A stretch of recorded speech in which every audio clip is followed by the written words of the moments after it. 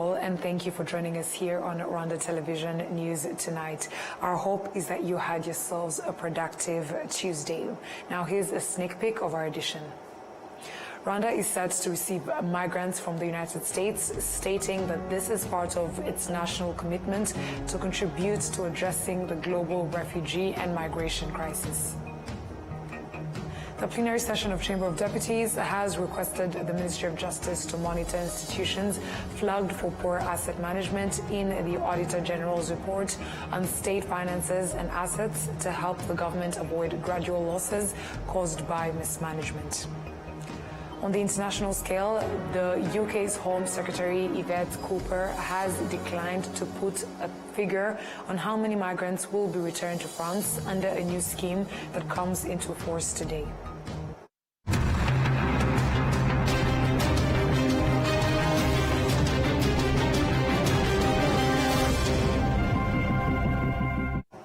Once again, we are glad to have your company tonight, coming to you straight from the heart of Africa, Kigali, and I are bringing you tonight's English bulletin is Martina Abera. Now, to kick things off, Rwanda is set to receive migrants from the United States, stating that this is part of its national commitment to contribute to addressing the global refugee and migration crisis. We have more coming from Adam Squizera. Rwanda and the United States have reached an agreement to accept up to 250 migrants deported from the US. The deal is part of the ongoing cooperation between the two countries and comes amid Washington's intensified immigration enforcement. The government spokesperson, speaking to Reuters, said the US has already submitted a list of 10 individuals for initial vetting. The agreement gives Rwanda the authority to review and approve each case before resettlement. Government spokesperson Yolande Makoro quoted as saying that Rwanda's position is informed by its own history and a national commitment to inclusion and restoration, and that those who are approved will be supported with essential services, and they will also receive workforce training, healthcare, and accommodation support to help them rebuild their lives and contribute to Rwanda's economy, one of the fastest growing in Africa over the past decade. Since September 2019, Rwanda has been part of a program to receive asylum seekers evacuated from Libya. For many of them, arriving in Rwanda gives them hope to life again. Yeah, when I was coming from Libya, I was really happy because that place is really dangerous. I cannot say anything. We passed through a lot of hardship, and Libya, the time we heard that we are going to be taken to be evacuated to this place, we were really happy for that, and we are impressed. We felt like at the end of the day, God has heard our prayers that we are going to be rescued from the hardship that we are passing through within Libya. So far, Rwanda has received 21 groups of refugees and immigrants evacuated from Libya, totaling over 2,760 individuals. Of these, around 1,500 have already been legally resettled, mostly in European countries. They are temporarily hosted at the Gashora Emergency Transit Center in Wujesa district. Hunia Mohammed from Eritrea and Mohammed Al-Tahili Abdallah from Sudan both commend the government of Rwanda for its inclusive approach in welcoming refugees and immigrants without discrimination. They provided me with a house, a bed, a mattress, food, and everything I need.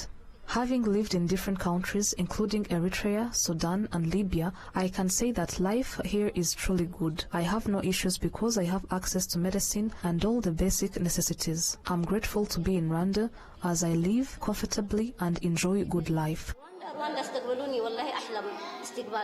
Both inside and outside the camp, we are treated well and have good relationships with the Rwandans living here. We experience no security issues and have access to all basic needs. We are able to study, learn ICT and English, and our children also attend school. I can't compare the life I live here in Rwanda with the life I had in Libya.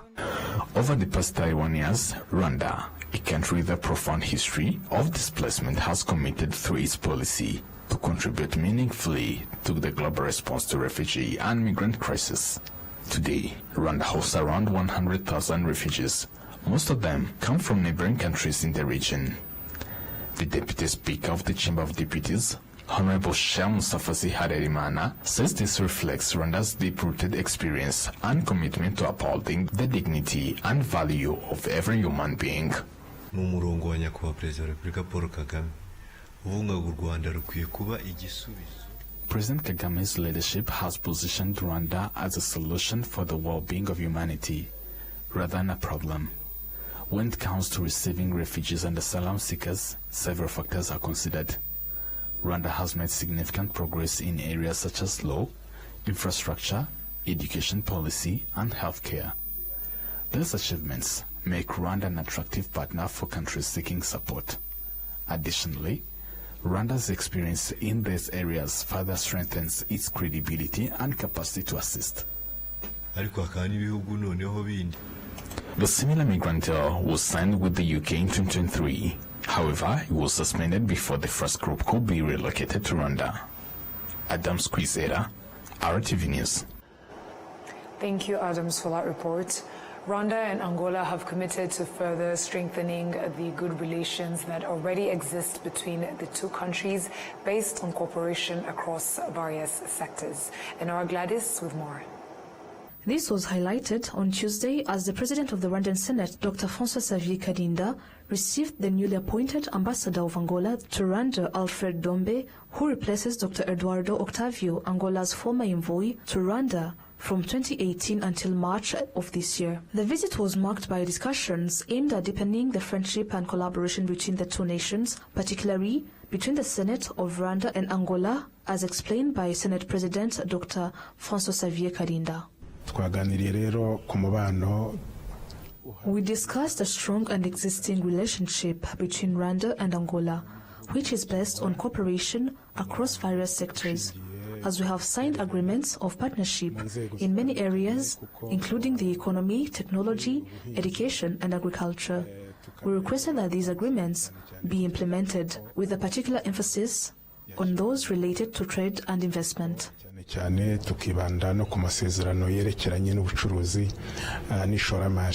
For his part, Angolan Ambassador to Rwanda, Alfred Dombe, said the visit is part of efforts to reinforce the existing ties and cooperation between Rwanda and Angola. Relação à cooperação entre os dois países, nós pensamos que já temos instrumentos assinados. The reason that I brought me here, first of all, it has to do with the instruments that are already signed, so that the memorandum of understanding as well as the agreements. Therefore, we are here to implement them and see how Angola can do their best in order for everything to work for the benefit of both countries. Fazermos tudo para que os acordos e memorandos assinados sejam materializados. Ambassador Alfred Dombe was appointed to his new position in February 2025, replacing Dr. Eduardo Octavio, who had served as Angola's ambassador in Rwanda for over 7 years. Enora Gladys, RwandaTV News. Thank you, Enora, for that report. Now, the Minister of State for Foreign Affairs in charge of regional cooperation, retired General James Kabarebe, has spoken to youths part of the 15th cohort of the Indangamirwa Itorero civic program.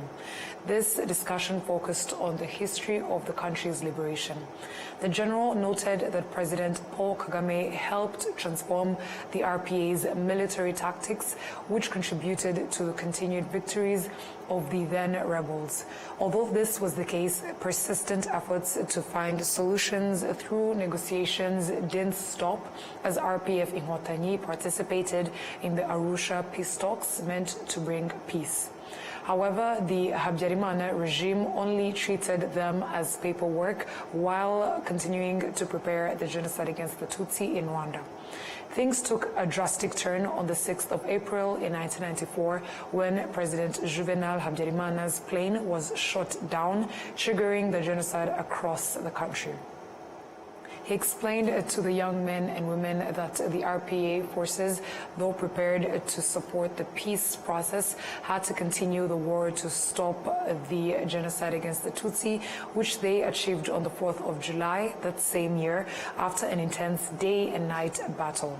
Retired General James Kabarebe told the youth that after stopping the genocide, they found the country in ruins with more than 1 million people killed, others traumatized, marginalized and yet more displaced by the genocidal regime that had fled into exile.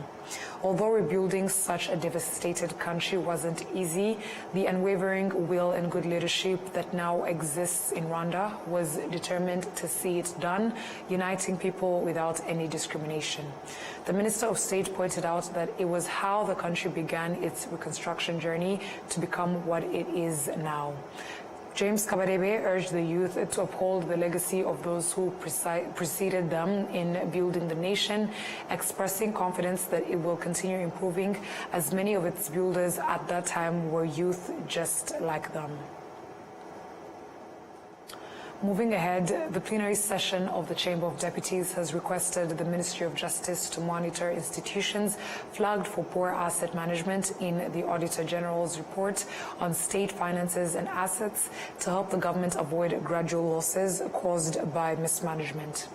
The Parliamentary Public Accounts Committee comprehensively analyzed reports from all 239 audited entities regarding financial records and legal compliance. Valence Muhakwa, chair of the Parliamentary Public Accounts Committee, highlighted recurring issues with certain institutions appearing frequently across audit reports. The Ministry of Justice was specifically tasked with investigating improper use of national assets in various institutions mentioned in the Auditor General's report. The Ministries of Education, Agriculture, Public Service and Infrastructure were given 3 to 12 months to address issues identified in the state audit report.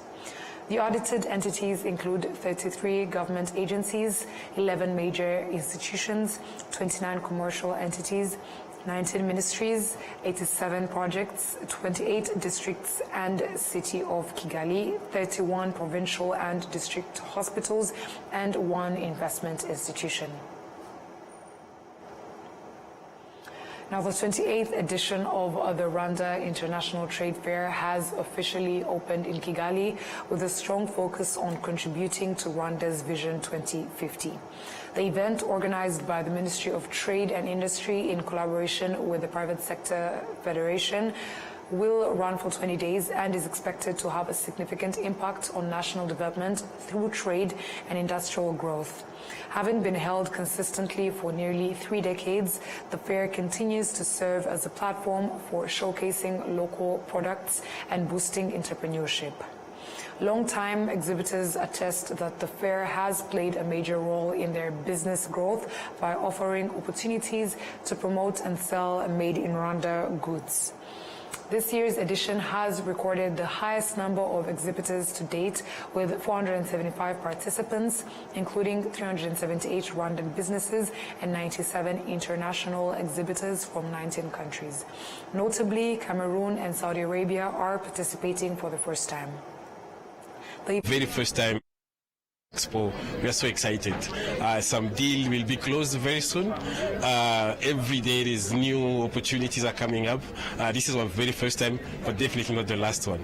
It's just having this huge amount of businesses in one place, so we can interact with people, learn from what they are doing, them learning from what you are doing. It's just an amazing concentration of opportunities, and we are truly happy for what we've seen.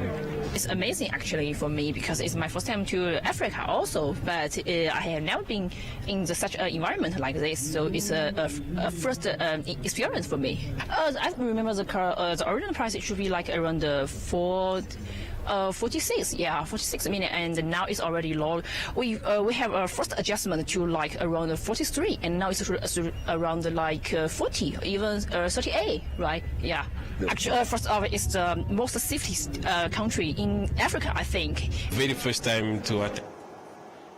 Despite its success, the current venue is increasingly unable to accommodate the growing number of participants. Jean-François Mobilier, the CEO of the Private Sector Federation, announced that plans are underway together with the Ministry of Trade and Industry to relocate the fair to a larger space in future editions to ensure broader participation. Speaking at the opening ceremony, Antoine Marie Kajangwe, Permanent Secretary in the Ministry of Trade and Industry, Ministry emphasized the fair's contribution to Rwanda's industrialization. He reaffirmed the government's commitment to strengthening the event further so that it continues to support the country's long-term development goals under Vision 2050. But let me also thank exhibitors, partners from outside Rwanda who've also participated in this expo. It shows the importance of partnership, but also the trust that they have in Rwanda, in displaying their products on the local market, in showcasing the potential, and in the business-friendly environment that the country has. And I think that's part of the reason that we have 19 countries represented, 2 more from the year before that, and many more from the first expo that took place. So we expect that this partnership will continue to grow. More and more countries will continue to participate in this expo, and more products will continue to be displayed and showcased in Rwanda International Trade Fairs to come. So products that coming from Egypt or Saudi Arabia or Dubai or elsewhere, China, Pakistan, they're welcome. They add value. And also they provide products that Rwandans may not be able to or don't currently have access to. So we welcome those products. Financial market regulators and stock exchange leaders in Africa are set to meet in Kigali for a Pan-African conference aimed at exploring ways African countries can work together to build a resilient financial sector. This conference will also be attended by major investors in African capital markets and is being hosted in Rwanda for the second time, the previous one having taken place in 2016. The African Securities Exchanges Association is on a journey to consolidate efforts in leveraging internal capacities, drawing from private investors, corporate institutions, and public enterprises across Africa. Experts in the functioning of capital markets explain that Africa possesses the internal potential to develop without relying solely on foreign investors and institutions. Seeking homegrown solutions as Africans is the core objective of the upcoming ASEA conference, which will be held in Rwanda this November. Pierre Celestin Rwabukumba, the CEO of the Rwanda Stock Exchange, said the discussions and resolutions from this conference will contribute to the development of Rwanda's capital market as well as Africa's financial markets in general. Together, investors, stock exchange leaders, capital markets regulators, professionals, heads of governments here and there. So, and other people who are interested in professionals in the industry. So, the expectation is that we are going to bring together our minds and networking power to discuss important questions, important issues that our continent is dealing with as far as the capital markets are concerned. Because they are largely almost the same issues that have to do with liquidity, low level of companies that come to the market, and financial literacy, and so on and so forth. So we discussed a few policy options that make the continent stronger and together, because the continent, the ASEA is an association that brings together people. You know, what the continent is trying to do is to work together, not in silos, because most countries nowadays across the globe, everyone is doing what's best for them. So some say America first, and now for us we are saying Africa first. You understand? So, but that Africa first has to be together of all our markets and players and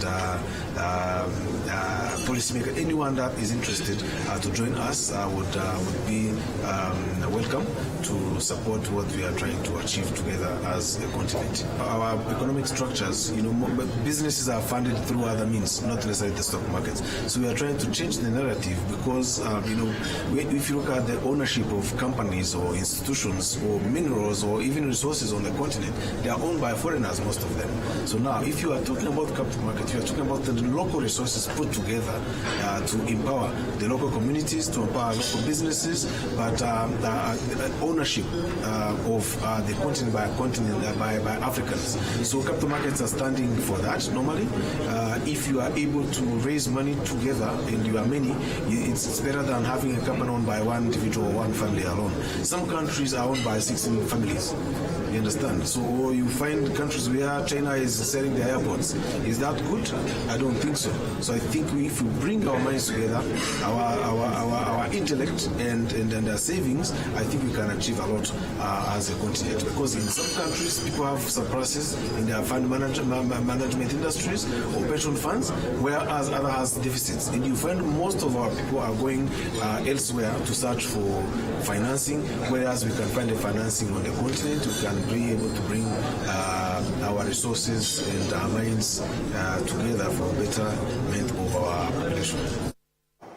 Tapelo Teole, the head of the Capital Market Authority in Rwanda, stated that the discussions at the ASEA conference will help expand their knowledge and enable them to keep pace with current global trends in the capital markets. Significant in the sense a lot of market participants, not only from Africa, but also outside Africa. And therefore, I think it will give a lot of local market participants an opportunity to interact, network, and also learn from some of the international participants or other African markets participants who are coming to the market.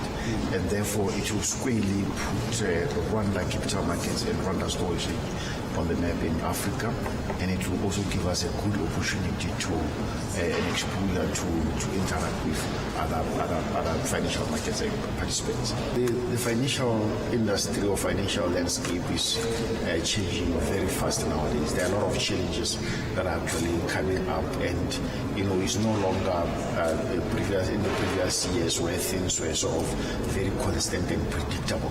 Nowadays, there's a fast change, there's a lot of unpredictability and uncertainty, and therefore, as capital markets and stock exchanges, we need to fast adapt to the fast changing landscape in order for us to grow, in order for us to be sustainable, and in order for us to be stable. And therefore, I think the theme is quite befitting, and I think it's a good theme for the conference. African capital markets are still in the development phase compared to those in more economically advanced countries, which is why the conference organizers aim to bring together diverse ideas to elevate Africa's financial markets.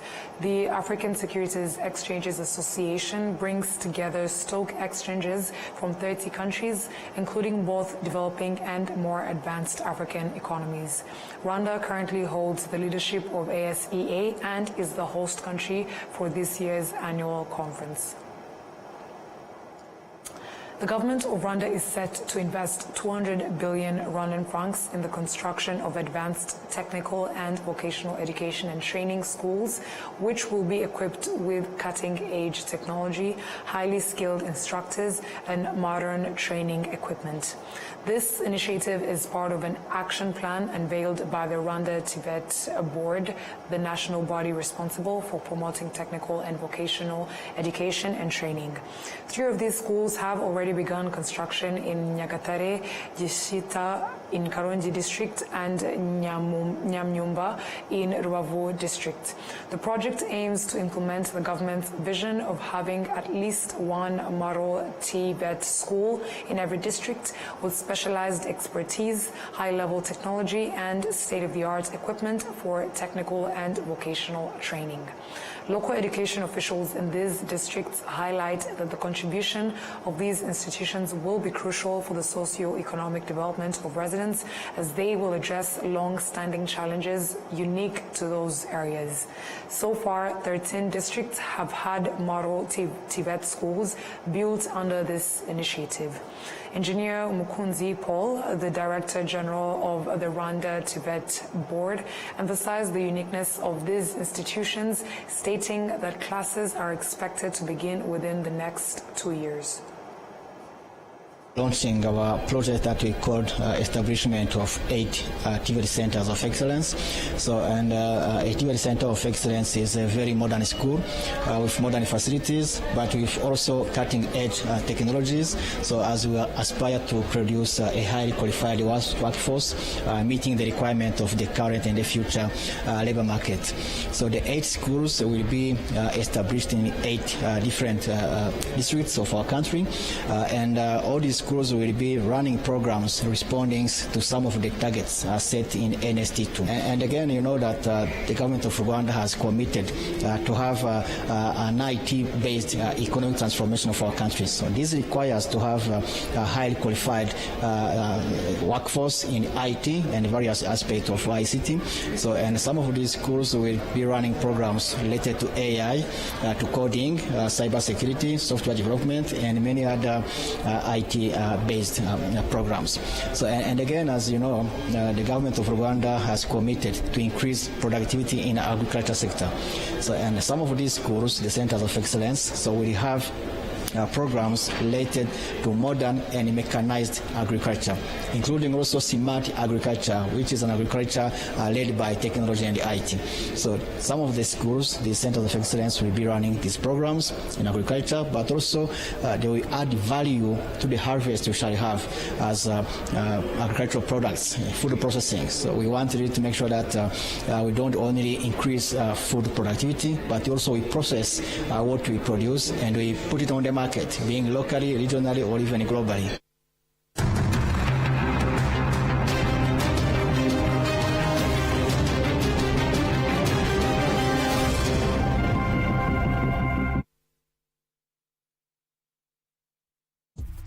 During life's moments, laying hooks,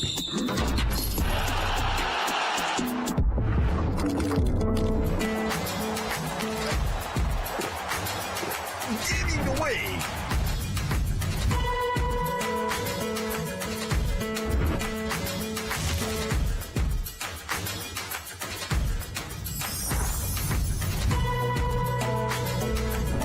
making moves,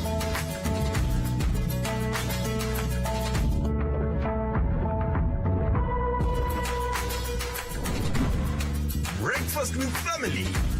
Inyanje is always there.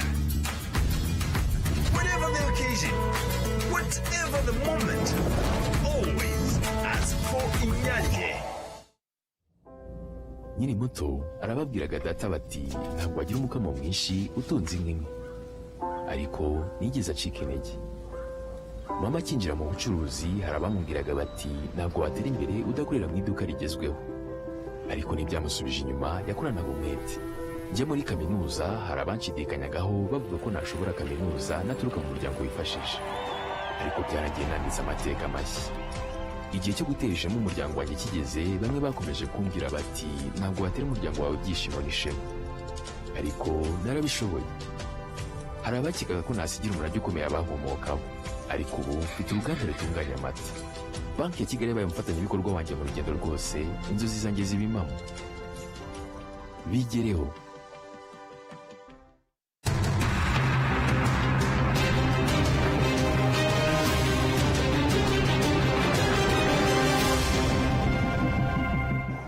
Thank you to all that have stuck around for the international news as we head on over to the UK, whose Home Secretary Yvette Cooper has declined to put a figure on how many migrants will be returned to France under a new scheme that comes into force today. Some migrants arriving in the UK on small boats will be detained and returned to France under the deal agreed with French President Emmanuel Macron.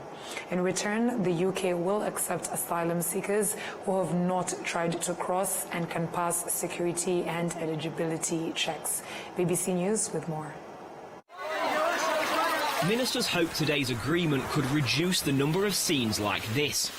A record 25,000 people crossed the Channel on small boats between January and July. And the Prime Minister knows it's one of the main issues that he'll be judged on come the next election. Since coming to power last July, Sir Keir Starmer has repeatedly pledged to smash the people smuggling gangs that organise the crossings. It's a real pleasure to be here with President Macron. Last month he announced a so-called one-in, one-out migration pilot scheme with the French President Emmanuel Macron, which Downing Street says is a major new step. That will see some people who arrive in the UK on small boats detained if their asylum claims are deemed inadmissible. They could then be forcibly returned to France. In exchange, the UK will accept an equivalent number of asylum seekers under a new legal migration route. Ministers say they can't return everyone and have been coy about exactly how many people this scheme will involve. But they hope it will serve as a deterrent for other migrants thinking about setting off across the Channel from France. Chris Philp. The Conservative Shadow Home Secretary, Chris Philp, says the plan will make no difference whatsoever and is a gimmick which won't work. This type of agreement is new and untested. The pilot will run for a year and will be ratified today.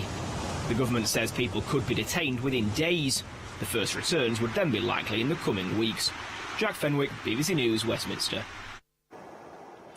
8 years after the US dropped atomic bombs on the Japanese cities of Hiroshima and Nagasaki, survivors continue to warn against the use of nuclear weapons.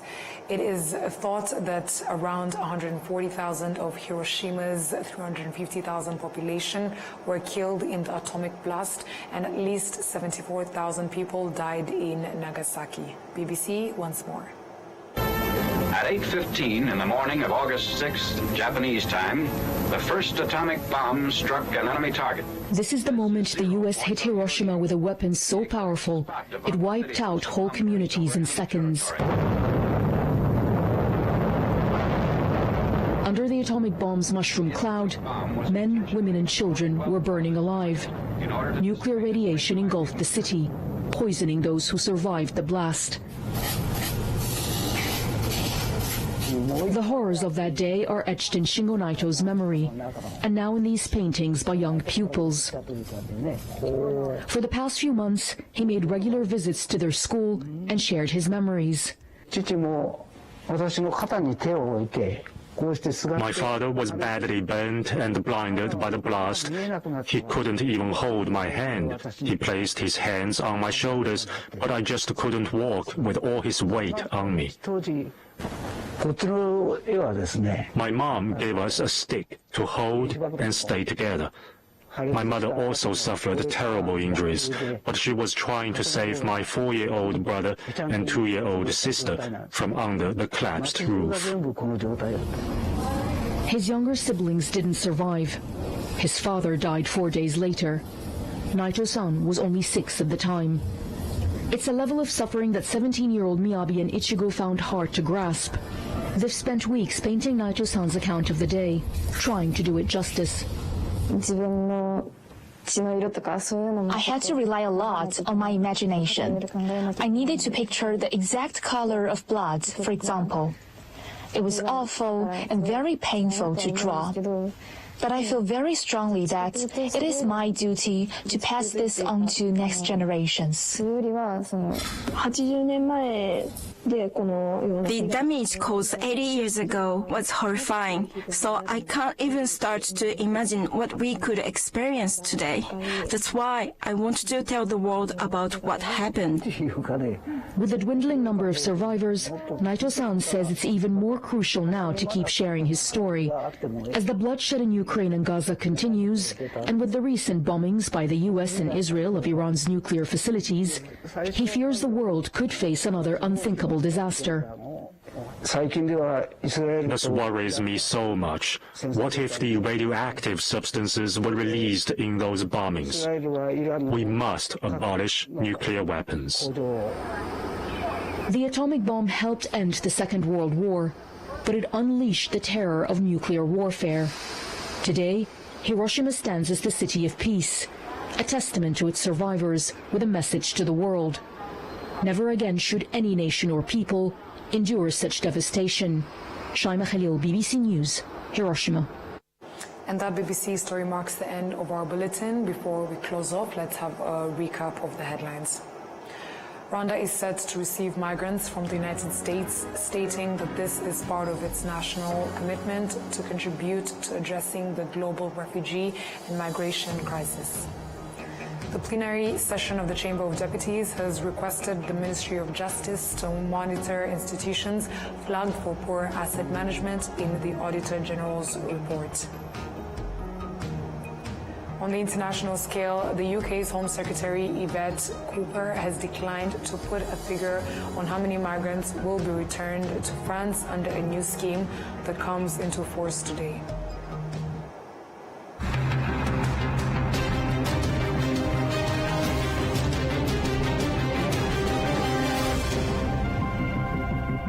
And on that note, once again, we would like to thank you for sticking with us on RTV News on behalf of the news production team as well as the technical team. And up until next time, stay safe and have a good night.